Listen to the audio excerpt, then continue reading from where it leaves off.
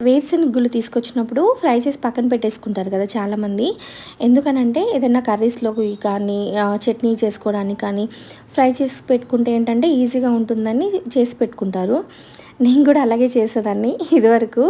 ఇప్పుడు కాదు. ఎందుకనంటే ఫ్రై చేసి పక్కన పెట్టేసానంటే 2, 3 రోజుల్లో అయిపోగొట్టేస్తున్నారనమాట మా వాళ్ళు. ఒకళ్ళకి ముగ్గురున్నారు. సో, అందుకని ఈ మధ్య చెయ్యట్లేదు. ఏదన్నా రెసిపీ చేద్దామన్నా, ఏదైనా స్వీట్ చేద్దామన్నా కూడా నేను ఫ్రై చేసి చల్లారితే పక్కన పెట్టేసే లోపే సగం అయిపోగొట్టేస్తారనమాట. సో, అందుకని ఈ మధ్య ఏం చేస్తున్నానంటే వాళ్ళు లేనప్పుడు ఎక్కడికైనా బయటికి వెళ్ళినప్పుడు ఈ ప్రాసెస్ అంతా చేసుకుంటున్నాను. 1:30 కప్పు పల్లీలకి 1 కప్పు బెల్లం అయితే సరిపోతుంది. కొంచెం బెల్లం తక్కువ తినే వాళ్ళైతే 3/4 కప్పు వేసుకోండి సరిపోతుంది.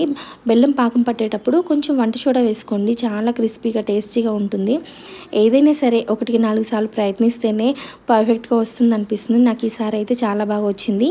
మీకు ఎలా అనిపించిందో కామెంట్ చేయండి.